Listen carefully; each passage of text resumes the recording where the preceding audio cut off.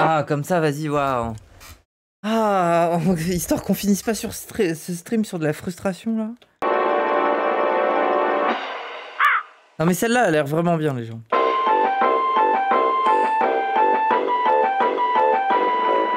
C'est Banjo et Kazooie, ça. J'imagine que si vous êtes là, ce que je viens de vous montrer doit titiller votre curiosité et vous laisser dans un étrange sentiment, mélange entre incompréhension, angoisse... Bon, on va regarder la vidéo à 1.25 parce qu'il a décidé de parler sous Xanax, là. Hop. et curiosité. Je vous comprends. C'est exactement le sentiment que j'ai eu à la vision du fragment de cet incroyable univers qu'est Crow 64 ou Catastrophic Crow. Aujourd'hui, je vous propose qu'ensemble nous allions à la rencontre de cette œuvre qui n'a rien à envier à d'autres. Je pense à Petscop ou à Shipwrecked. Nous allons dans cette première partie mais moi c'est ça les vidéos que j'aime bien, c'est sur les jeux un peu bizarres là. Voir la surface de Crow. Puis nous allons tout doucement plonger de plus en plus profond pour tenter d'en découvrir les mystères et répondre aux éventuelles questions qu'il soulève. Évidemment, vous l'aurez compris, nous allons passer un sacré moment ensemble. C'est pourquoi je vous invite fortement à vous munir de quoi manger et boire. Parce que si vous êtes comme moi... Moi j'ai rien à manger, c'est vrai que j'ai faim.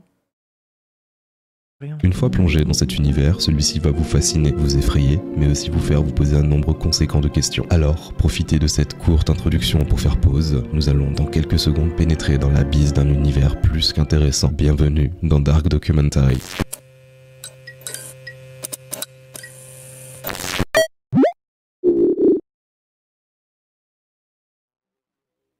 Alors là c'était un bruit de pigeon, hein. Pas un bruit de corbeau, hein. Je connais les corbeaux. Bienvenue, chercheurs de vérité, dans les recoins obscurs et insoupçonnés des Alternate Reality Games. Ces labyrinthes d'énigmes où la frontière entre le réel et l'imaginaire s'efface, et où chaque indice dissimule un mystère plus profond. Aujourd'hui... Non mais ça y est, ils se mettent tous à avoir une DA 3D à l'avion là en fait. Nous aventurons dans les méandres inexplorés de ces univers parallèles, où la réalité est façonnée par la fiction et où les histoires prennent vie sous nos yeux ébahis. Au cœur de ces récits se cache un secret ancestral, un secret qui transcende le temps et l'espace. Les ARG sont bien plus que de simples jeux, ce sont des portails vers des dimensions inconnues. Des récits enfouis dans les profondeurs de l'histoire humaine, attendant d'être découverts par ceux qui osent les explorer. Les ARG ne se contentent pas de raconter des histoires. Ils vous entraînent dans une danse macabre avec l'inconnu, où chaque pas vous rapproche un peu de la vérité, mais où chaque découverte ouvre la voie à de nouvelles énigmes, plus complexes et plus mystérieuses que jamais. Dans cette quête de vérité, nous plongerons au cœur de l'obscurité, explorant les origines... Il est vraiment dark, hein. Caché d'un ARG, dévoilant ses mécanismes subtils et analysant les récits fascinants qui se cachent derrière ce voile de mystère. Mais avant de nous aventurer plus loin, explorons quelques-uns les ARG les plus Oui bon c'est bon, ça a juste l'air d'être un mauvais Mario 64 quoi. Thématiques qui ont captivé l'imagination des chercheurs de vérité à travers le monde. De The Black Watchman à The Sun Vanished, en passant par Cicada 3301 et Everyman Hybrid, ces expériences nous ont entraînés dans des histoires épiques, des conspirations insoupçonnées et des mystères insondables. Chacun de ces ARG offre une expérience unique, mais tout en partageant cette même quête de vérité, cette même obsession pour l'énigme irrésolue qui se cache derrière chaque indice. Préparez-vous à être ensorcelés par des histoires anciennes et des mystères oubliés, car dans cet univers des ARG, la frontière entre le réel et l'imaginaire devient floue, et chaque pas que nous faisons nous rapproche un peu plus de la vérité ultime. Bienvenue dans cette exploration, le jeu commence maintenant. Allez, let's go. Non, en vrai, ça me hype. En vrai, ça me hype. Mais son ton de vidéo, il est chiant. Truc du corbeau, là. Package arrived today, and it contains a game, one that I think basically no one has ever played. But before we try it out, I need to tell you the weird tale. Ah mais c'est un ARG de youtubeur Crow machin là. That's behind it. Crow was beyond a game, and that it would push the boundaries of player experience. Déjà tu sais que c'est un faux jeu quand tu sais que la DA de la typo là, ça donne envie à personne en fait. Personne n'aurait validé ça quoi. Of course this may just be hype, a more European version of John Romero's about to make you his... Voilà comment j'ai découvert Catastrophic Crow, via une review d'un créateur de contenu à 45 000 abonnés nommé Adam Butcher. Le long de cette vidéo, Adam nous explique l'histoire de Catastrophic Crow. Au moment de cette vidéo, nous sommes en 2021, et vous allez voir que l'histoire de Crow se déroule sur 2 lignes temporelles. Mais pour le moment, concentrons-nous sur ce que nous avons. Donc, tout au long de cette vidéo, Adam nous présente... Oui, c'est la DA de rare. Hein. Mais moi, je suis matrixé. Hein. J'ai trop aimé Banjo-Kazooie, Banjo-Tooie quand j'étais gosse. Vraiment, hein. Donc le jeu qui, de prime abord, et moi-même étant un énorme fan de la 64 et de la PS1, ayant poncé son catalogue de fond en comble, je ne connaissais pas. Mais avant de nous montrer le jeu, Ah non, ça c'est le pire jeu, ça. il nous fait une petite rétrospective de pourquoi on ne connaît pas ce jeu, mais on va garder ça pour plus tard. La seconde partie de la vidéo que nous allons regarder nous montre les premières images du jeu. Voici la vidéo. Il nous explique qu'il a check eBay tous les jours pour trouver sa cartouche sans résultat. Jusqu'à un jour où il l'a enfin trouvé sur la cartouche qui m'a l'air un peu grande pour une cartouche de Nintendo 64 et en réalité ce n'est pas anodin. En effet, je vais vous montrer une cartouche commerciale de taille normale ainsi une cartouche de développement. Vous l'aurez deviné, c'est directement la cartouche de développement du jeu vu sa taille. On a Putain, mais ça je savais pas, hein. Les cartouches de développement, elles sont grandes comme ça, genre? donc une copie qui Pourquoi? existe avec le code source du jeu et tous les assets qui ont été utilisés. Le jeu est peut-être donc encore jouable, nous verrons ça tout à l'heure. Ensuite, sur la cartouche, on voit de haut en bas NUS-16, F32S et 256M plus 256K. Le NUS veut dire que c'est une cartouche qui nécessite le Jumper Pack, un petit bloc à mettre sur l'Expansion Pack qui était utilisé par exemple sur l'excellent Donkey Kong 64. Le 16F32S est la notation qui détermine le fait que ce soit une cartouche de développement et le 256M plus 256K montre que le jeu nécessite 256 mégas de mémoire. Crow est marqué au marqueur noir dessus, ainsi qu'une petite étiquette déchirée où il y a la marque Opus Interac, probablement le studio de développement. Ainsi, il y a plusieurs dates allant du 7 décembre 97 jusqu'au 12 février 2000. Dernière date connue, car il en reste derrière, mais l'étiquette ayant été partiellement effacée, il est difficile de les déterminer. Néanmoins, elle correspond au 15 mars, à une date postérieure à 2000 j'imagine, et ainsi, il lance le jeu. On peut lire dans un premier temps... Oui, allez, le jeu là, le jeu! Plus Interactive, qui est le nom déchiré sur la C'est long. cartouche. On a donc déjà à ce stade le studio de développement. Le jeu se lance.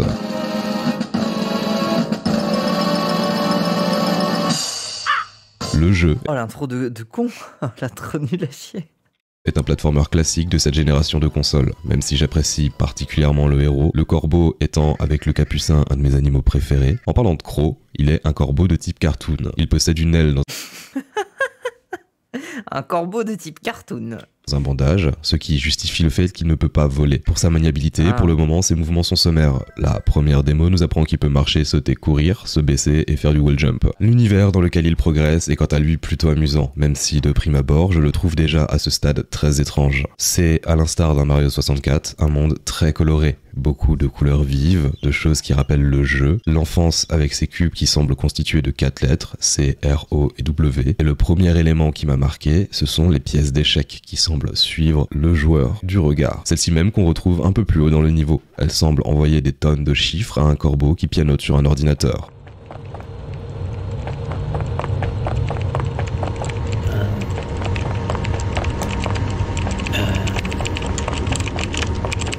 À ce moment-là, l'ambiance D'accord. est un peu lourde. Il n'y a pas vraiment de son d'ambiance, si ce n'est celui produit par le corbeau, et quand on interagit avec lui, voilà ce qui se passe.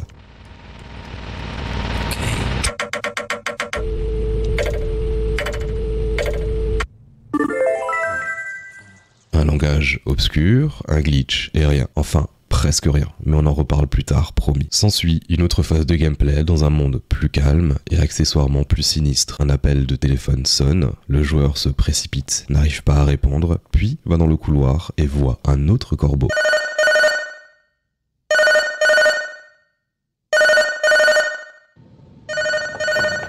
Okay. Try the other way.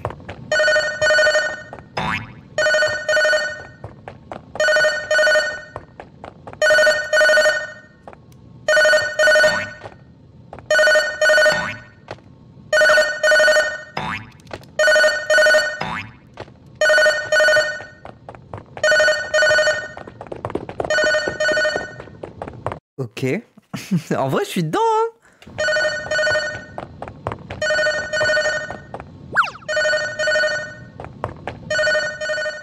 Il décide de suivre le corbeau, qui le téléporte dans un autre monde, et je vous laisse profiter de la fin de cette vidéo.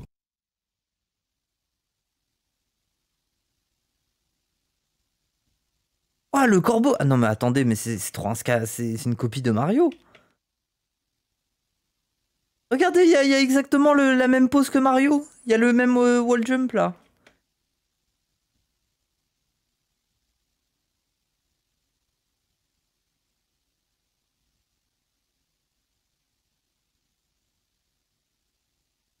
Oui.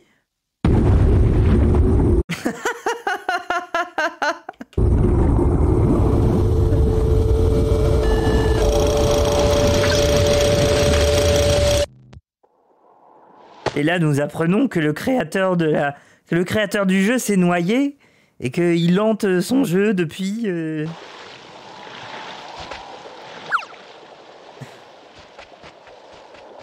Lors de la fin de cette séquence, le joueur est téléporté dans une version corrompue du hub de base.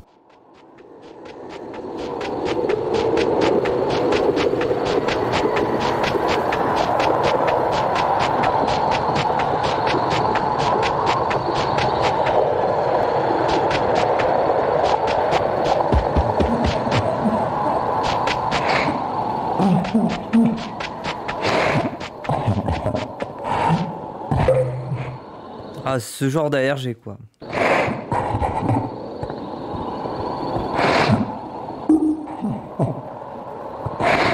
Va dans la tombe! Va dedans!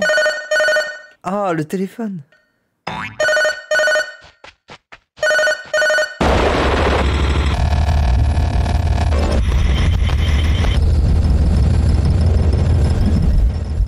Je vous disais qu'on a... Ah, il y avait un truc! Attendez, il y avait un truc derrière. C'est quoi l'espèce de monstre là? Oh non, mais regardez! Il y a un bonhomme Stickman! Il y a un bonhomme Stickman là! Et là, il y a un genre de... Il y a un crabe avec des yeux. Attendez, c'était un crabe avec des yeux? Attendez. Image par image. Pourquoi ça marche pas? Normalement ça marche! Ah non. Ça marche pas. Attendez.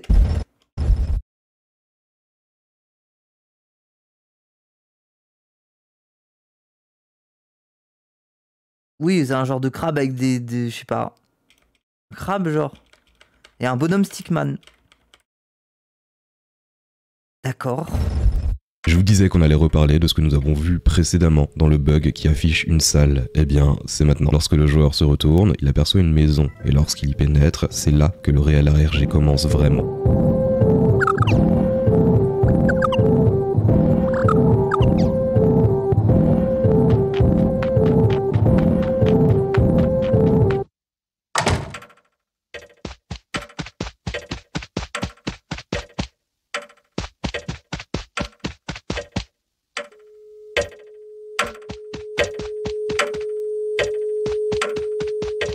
Ah mais il est vieux là.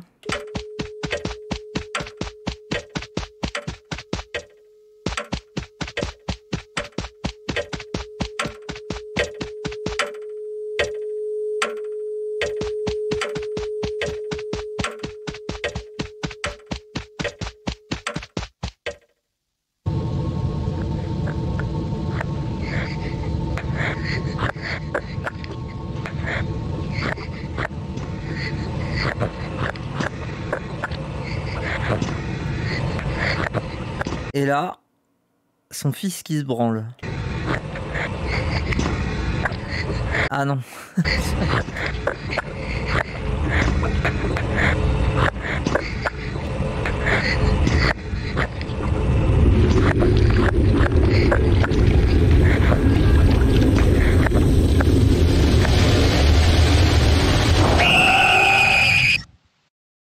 Attendez, c'était encore le crâne de con là.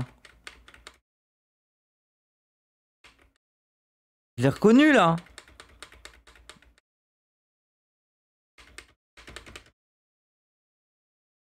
Ah c'est long. Ah frame par frame c'est long quand même.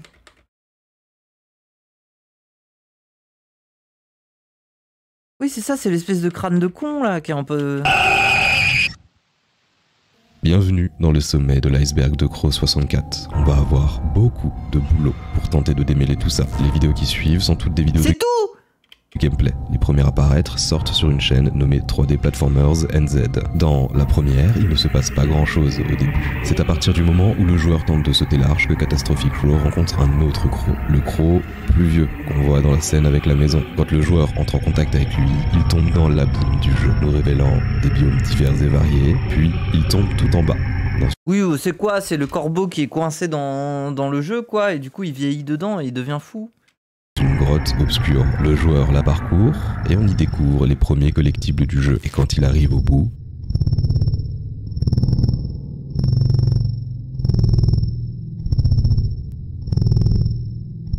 Oui. Il y a des corbeaux. Il l'emmène avec lui. Nous passons donc à la vidéo suivante. Juste avant, j'aimerais C'est un faux jeu.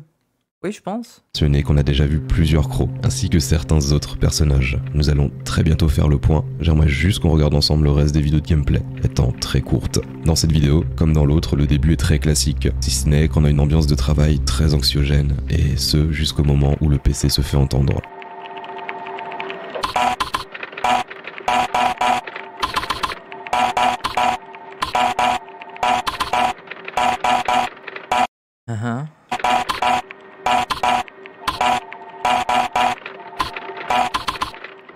Il semble que ça soit du morse. Lorsque le joueur fait demi-tour, il semble piégé dans un couloir en L. Et voilà qui signe la fin de la chaîne de 3D platformer NZ.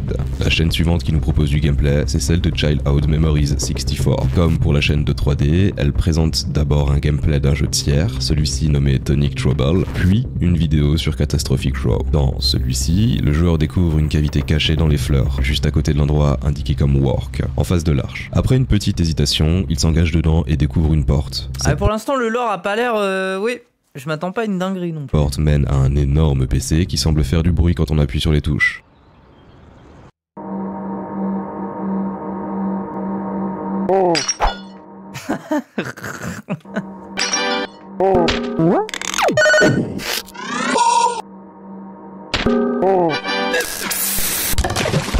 Probablement une autre forme de code qui nous sera utile par la suite. Cela en fait déjà 3 avec le langage du croc au début ainsi que le morse. J'ai remarqué que quand il passe sur la lettre L par exemple, c'est le bruit d'un laser qu'on entend. Le S fait un splash, P oui, ça veut dire c'est oui. donne le bruit d'un téléphone ou phone en anglais. Ainsi, chaque lettre est liée avec la première lettre du son qu'il produit. Je pense donc que ces sons sont liés au clavier et qu'il faudra être attentif par la suite pour les déchiffrer quand nous les entendrons. Puis, après un certain moment à appuyer sur les touches de manière erratique, l'écran du PC tombe et laisse apparaître une tête de corbeau glitchée ayant des mouvements chaotiques.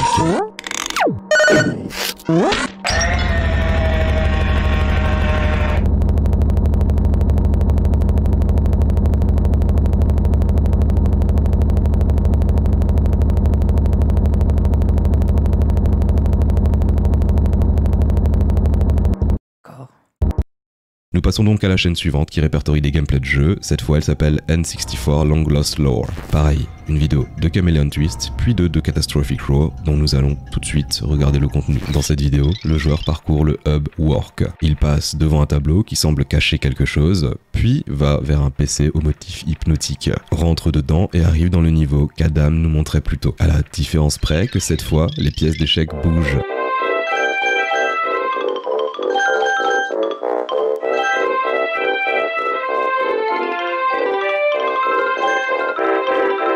Il semble suivre un tracé différent, trouve une brèche dans le level design et décide de parcourir le niveau accroché. Sous nos yeux, un passage se dévoile qui mène probablement à un passage secret. C'est vraiment Mario.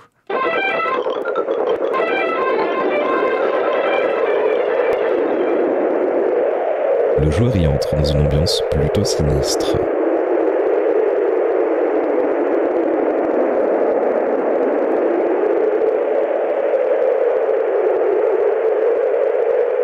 C'est alors que le joueur fait pause et le menu est étrange, mais inconsciemment, le jeu vient de nous dévoiler une clé. On y revient très bientôt.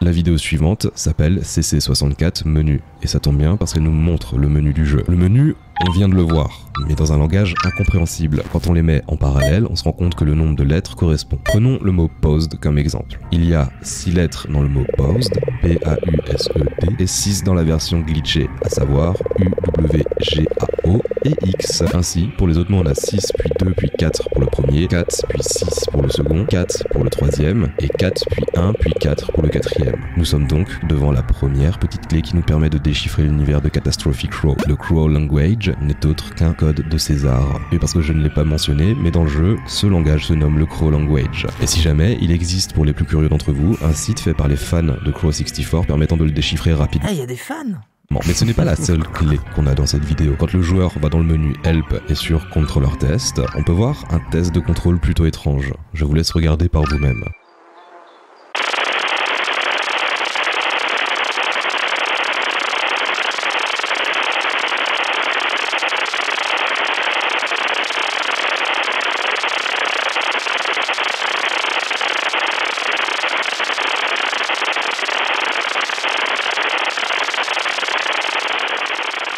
Vous l'aurez, je l'imagine, remarqué au premier coup d'œil, mais la manette trace des lettres, à savoir H, W, W, I, W, H. Comment ça, elle trace des lettres? X. On obtient I-A-A-R-A-I-D, ce qui, en Crow Language, ne signifie hélas que dalle. Cependant, si on considère que Ah, genre Start le c'est S, joystick. Le joystick, il fait un W, il fait un I, ok. A et B égale A et B, les flèches jaunes correspondant à C, et les gâchettes L et R, on obtient la suite H, S, W, A, C, L, L, W, B, I, W, H, X, ce qui nous donne en Crow Language I was too afraid, ou j'étais trop effrayé. Élément Waouh, putain, j'ai peur. qui nous permet de valider. Ouah, je suis tellement... j'arrive pas à me mettre dedans, Bref, je sais pas. C'est peut-être la RG en soi qui est moins bien que ce que j'ai vu avant, mais... Et le fait que le Crow Language existe, ainsi que c'est un code de César, et accessoirement qu'il se passe des trucs étranges dans le jeu. Bref, continuons avec la prochaine vidéo. Cette fois, c'est un let's play de Doraemon qui nous accueille sur la chaîne de 90s Retro Gaming Fred. Mais nous allons tout de suite nous concentrer sur la première vidéo de Crow sur cette chaîne. Celle-ci est la plus longue jusqu'à là. Elle introduit le triple jump, mais démarre un peu comme les autres, avec Crow qui rentre dans l'espace work, décidément la source de ses soucis j'ai l'impression. Je ne sais pas comment fait le joueur, mais il arrive à interagir avec une chaise qui, pendant ce que j'interprète comme un soupir, nous donne un autre code en Crow Language qui se traduit en I dreamed you playing this one day, ou je rêve que tu joues à ce jeu un jour.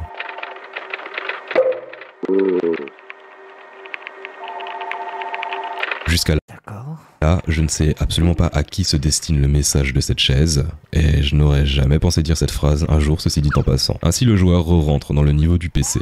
Cette fois, il est dans un biome de forêt, plutôt anxiogène qui plus est. Le joueur progresse dans le niveau jusqu'à pouvoir wall jump entre deux arbres et se retrouve sur un ponton.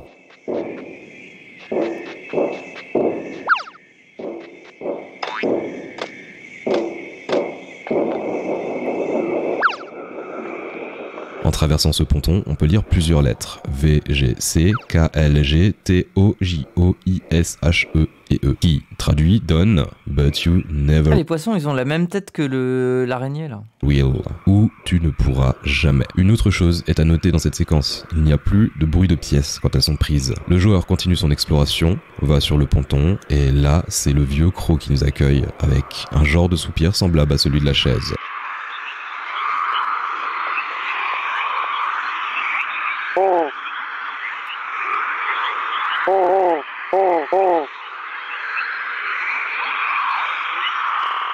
Il nous dit « Vous vous êtes toujours ressemblés. Bien sûr, je me souviens de toi. Tu aimais compter et chanter ton nom en dansant. Bien sûr, je me souviens de toi. » Puis vient la dernière vidéo de 90s Retro Gaming Fred. Dans cette vidéo, on découvre une nouvelle mécanique de gameplay, celle de pouvoir frapper des objets avec le bouton A, ce que le joueur réalise pour découvrir un niveau à l'arrière de la tour Work. Il rentre donc dans un niveau souterrain avec beaucoup d'eau, avance et tombe une première fois, puis une seconde fois.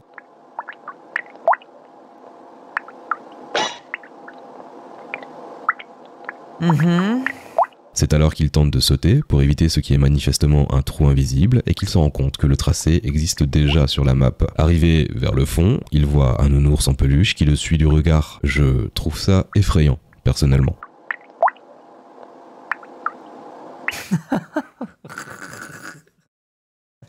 T'as l'air de te faire méga chier. Bah, je sais pas, y a pas de mystère, y a pas de... Ah, en fait, je sais pas, il joue pas avec moi dans sa narration. Il est pas là à me dire, ah là là, peut-être que c'est ci, peut-être que c'est ça. Et moi, je suis en mode, waouh, mais imaginez c'est ci, c'est ça. Enfin, je sais pas. Ça manque d'un truc. Je trouve ça effrayant. Puis quand il essaye de le prendre, le jeu glitch avec une textbox buggée, il le contourne et sort pour finalement se retrouver dans la forêt une nouvelle fois.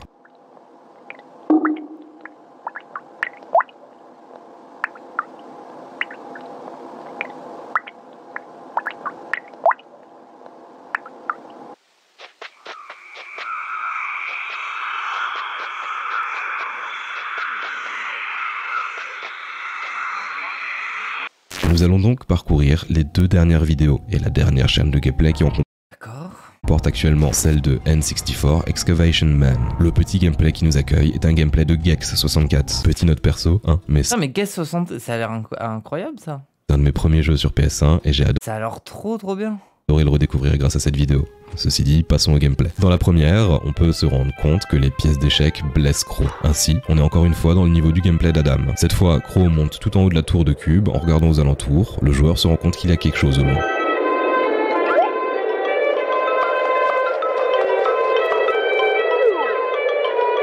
Y a quoi au loin? Y a une île? Ah, y a un point.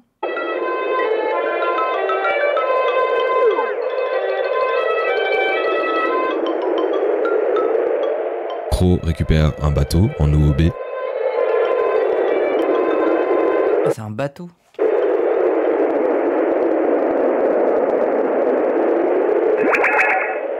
Je tiens juste à faire une petite pause pour vous expliquer le terme OOB qui nous vient de la culture speedrun. Cela veut simplement dire out of bounds ou hors des limites du jeu. C'est le fait de sortir des limites prévues par le jeu, simplement. La vidéo suivante est la dernière vidéo existante de gameplay, et voici ce qu'elle comporte. Le joueur rentre dans le PC et se retrouve à nouveau dans la forêt. Dès l'entrée du niveau, on peut voir une étrange ombre en haut à droite. Il s'avère en fait par la suite que c'est une cavité. Puis, le joueur se déplace vers un miroir, et ceci se passe.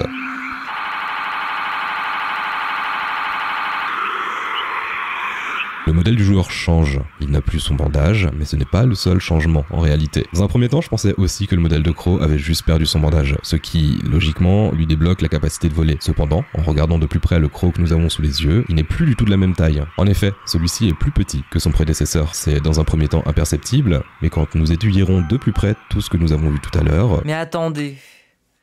Le truc, en fait, c'est le Crow, il peut pas s'envoler, donc il est obligé... En fait, il est coincé dans un monde dont il voudrait s'échapper, mais il peut pas s'échapper, du coup il devient vieux.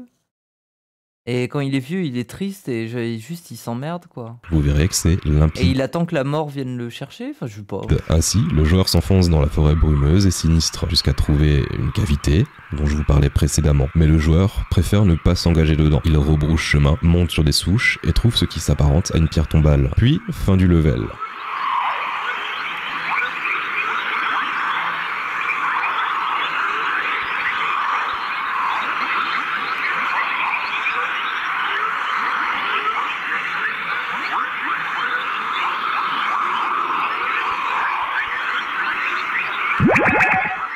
Pierre tombale. Le joueur est à nouveau dans le hub Work. Le téléphone se fait de plus en plus présent, ce à quoi le joueur décide de sortir et de sauter par-dessus l'arche. Il découvre qu'il peut voler. Il prend donc la décision d'aller... Il a un double jump quoi. sur le toit du bâtiment Work, et là, un bruit assourdissant se fait entendre. Et une petite Non, il peut vraiment voler comme ça, ok. clé nous débloque un tableau avec des chiffres et des lettres.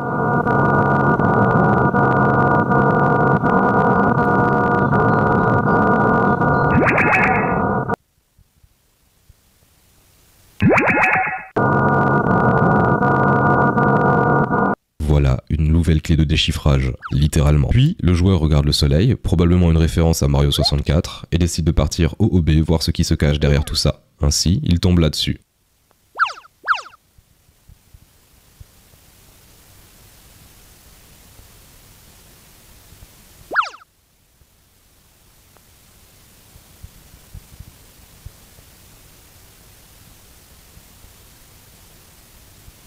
Ah mais c'est l'araignée de... Non?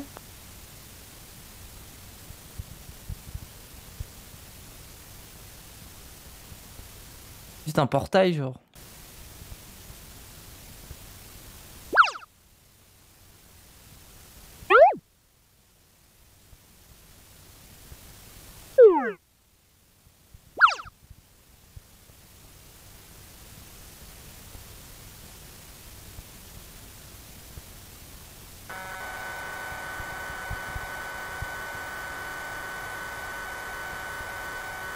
Voilà qui signe la fin de la partie gameplay, du moins pour le moment. Il y a encore quelques informations que je me garde pour la fin de la vidéo et D'accord. qui pourraient vraiment vous plaire, d'autant plus si vous appréciez l'univers de Crow 64. Le contenu autour de Catastrophic Crow est encore énorme à explorer, mais avant tout, il faut que je vous explique plusieurs choses pour votre compréhension. Une de ces choses, c'est le background du jeu. En effet, les événements cités précédemment se passent de nos jours, entre Alors ça va être quoi le background? Le développeur, il s'est tué, il s'est suicidé, il s'est noyé. mars 2021 et aujourd'hui. Cependant, ceux dont nous allons parler maintenant sont antérieurs à ça. Parlons un peu des personnes responsables du développement du jeu ainsi que des différents crows. Alors, pour faciliter votre compréhension et parce que cette histoire est un sacré sac de nœuds, nous allons faire ensemble 2 graphiques que vous pourrez retrouver en lien dans la bio de cette exploration. Ah non. Simplement dans le but de vous faciliter le repérage des protagonistes, de leur équivalent dans le jeu ainsi que des événements. Voici Ah, ça a l'air compliqué. ce que nous savons d'ores et déjà sur les personnages. Premièrement, pour la partie Crow, nous en avons vu 5 au total. Le premier étant Mr. Crow, inutile de vous le présenter puisque Oui. nous suivons ses péripéties depuis un petit moment maintenant. Nous avons ainsi celui que la communauté a nommé Brother Crow, un poil plus petit que Mr. Crow et sans bandage. Il prend sa place quand le joueur traverse le miroir dans la forêt. D'ailleurs, si vous vous souvenez bien, je vous avais dit que vous verrez la différence entre les deux sprites. Eh bien, c'est d'ailleurs, si vous vous souvenez bien, je vous avais dit que vous verrez la différence entre les deux sprites. Eh bien, c'est maintenant. Je vous affiche actuellement un GIF qui vous permet de voir la différence entre les deux. Ainsi, D'accord. il y a Father Crow, un crow manifestement plus grand que les autres, qui porte des lunettes. C'est le premier corbeau, après Mr. Crow, que nous rencontrons en train de pianoter sur son ordinateur pendant la vidéo d'Adam. Malade et attaché à une machine sur un lit d'hôpital. Il Ok.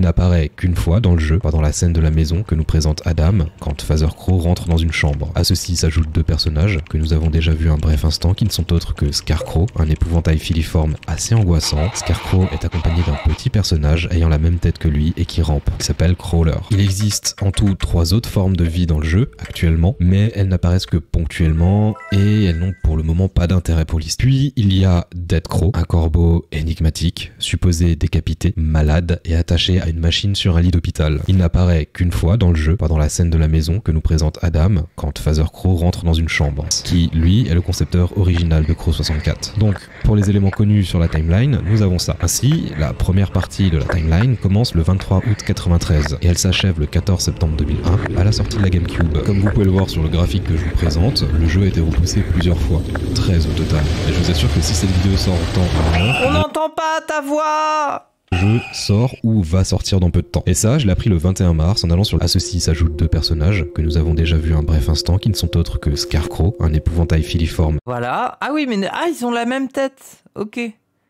Et du coup, il y a l'espèce de truc qui rampe là. assez angoissant. Scarecrow est accompagné d'un petit personnage ayant la même tête que lui et qui rampe. Il s'appelle Crawler. Il existe D'accord. en tout 3 autres formes de vie Je dans pensais que c'était une araignée. jeu actuellement, mais elles n'apparaissent que ponctuellement et elles n'ont pour le moment pas d'intérêt pour l'histoire. Ce sont les poissons volants, les Oui, qui ont la même tête. moines que nous n'avons pas encore vus, ainsi que D'accord. certains arbres. Pour ce qui est des personnages organiques, nous n'en avons pas beaucoup. Pour le moment, on a Adam Butcher, qui a acheté la cartouche 64 sur eBay pour 11 $, et nous avons eu le nom de Manfred Lawrence, qui, lui, est le concepteur original de Crow 64. Donc, pour les éléments connus sur la timeline, nous avons ça. Ainsi, la première partie de la timeline commence le 23 août 93, et elle s'achève le 14 septembre 2001, à la sortie de la GameCube. Comme vous pouvez le voir sur le graphique que je vous présente, le jeu a été repoussé plusieurs fois. 13 au total. Mais je vous assure que si cette vidéo sort en temps et en heure, le jeu sort ou va sortir dans peu de temps. Et ça, je l'ai appris le 21 mars en allant sur le Discord de la communauté. Mais bref, reprenons les choses sérieuses et commençons à creuser. Pour le trouver, il a fallu reparcourir toutes les vidéos et trouver tous les Crow Language. Je vous fais grâce, j'ai longtemps cherché comment commencer cette partie. Il y a tellement de choses à dire en si peu de contenu. Mais je pense que le meilleur angle d'approche est de vous parler de Thea. Pour l'instant, ce nom ne vous évoque pas grand chose, si ce n'est que c'est la fille de Manfred Lawrence. Mais c'est un personnage central, avec son frère Nils. Et ce jeu peut l'affirmer simplement en vous parlant du Crow Language. Quand on traduit Crow, cela donne Thea. Ainsi, quand on traduit Théa, cela donne Nils, et Nils donne Crow. C'est une boucle. J'imagine que vous vous souvenez de la vidéo d'Adam que nous avons vue au début. Eh bien, déjà là, nous avons une indication. C'est un petit écran de boost qui paraît anodin, mais on s'aperçoit, si on s'y attarde, qu'il cache un message en réalité. Alors pour pouvoir le trouver, il a fallu reparcourir toutes les vidéos et trouver tous les Crow language. Je vous fais grâce de cette petite phase, pas forcément utile, pour directement vous donner le message. Mais ne vous inquiétez pas. Oui, s'il te plaît. Des enquêtes et des questions, on va en avoir plus que de raisons. Globalement, pour déchiffrer le message, il a simplement fallu compter les lettres. Nous avons une de ces phrases, c'est « I dreamed of you playing this one day », qui fait 1, 7, 2, 3, 7, 4, 3, ce qui correspond à la 6e ligne. D'accord, ok. Voilà ce que dit le bout du jeu dans la vidéo d'Adam, destinée à Théa. Très cher Théa, je suis désolé, mais à la fin je ne pourrais pas être là. J'étais trop effrayé. C'est quoi cet effet audio de merde là? Il a ouvert Ableton, il a pris le premier filtre qui passait sous sa main là?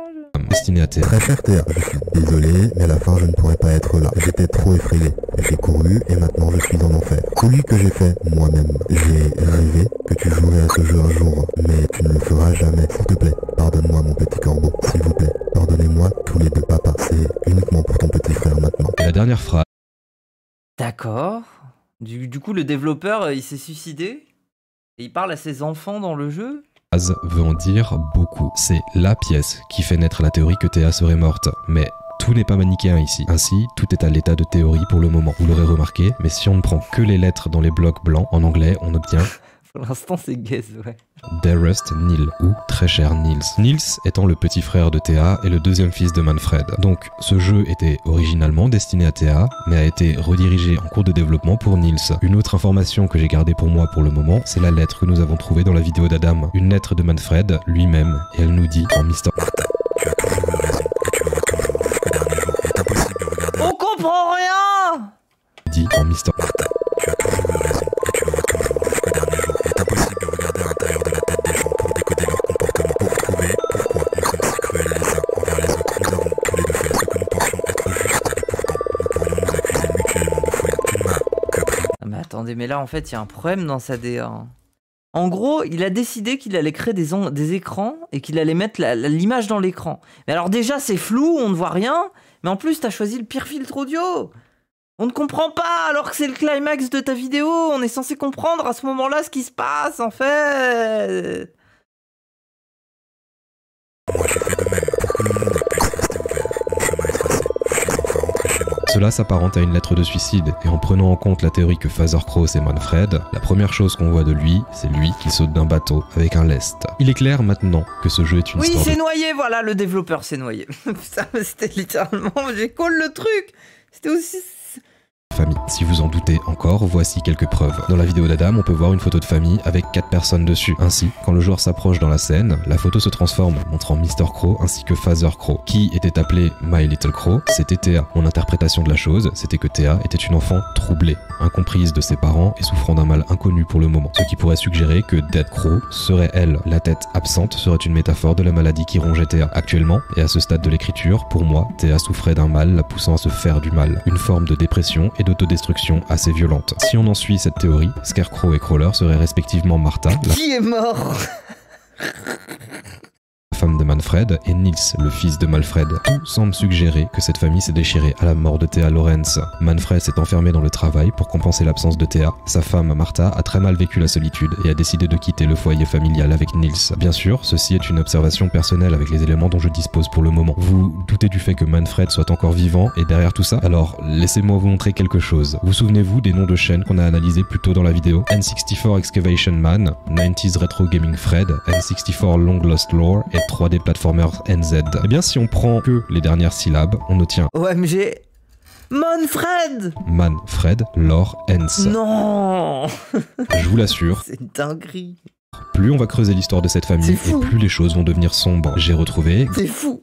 grâce aux documents récapitulatifs créés par la communauté, une pléthore de pistes. On parle notamment d'occultisme, de symboles religieux tels que l'Ankh, signifiant grossièrement la vie éternelle. Bref, il existe encore beaucoup de choses dont j'aimerais vous parler et étudier avec vous. J'aimerais me pencher plus précisément sur l'intégralité des énigmes, disséquer chacun des langages codés du jeu. J'ai besoin d'étudier le cryptage en base 64 par exemple, et cela risque de me prendre un peu de temps, hélas. C'est pourquoi j'ai décidé de vous laisser là pour la première partie de cette vidéo qui initialement était prévue pour être un one-shot. Mais un des membres Non, non, je regarde. Ah, je regarderai pas l'autre. Ah non, mais qu'est-ce que...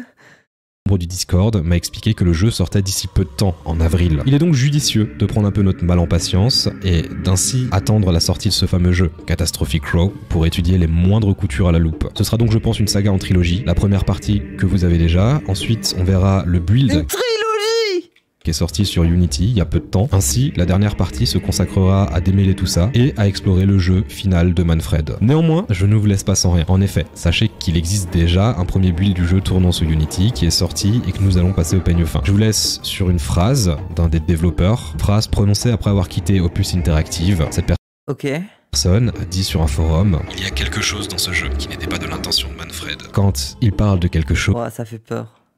Ce n'est pas quelque chose de gentil. La phrase laisse sous-entendre une certaine forme d'occultisme ou de possession. Mais je vous rassure, vous comprendrez bien mieux tout ça en temps et en heure. Que voulait dire la note de Manfred? Qui est Martha réellement? Et où est-elle? Pourquoi ces sonneries de téléphone oppressantes dans le premier gameplay? Qui sont réellement Scarecrow et Crawler? Et surtout, quelle était cette chose inattendue dans le jeu?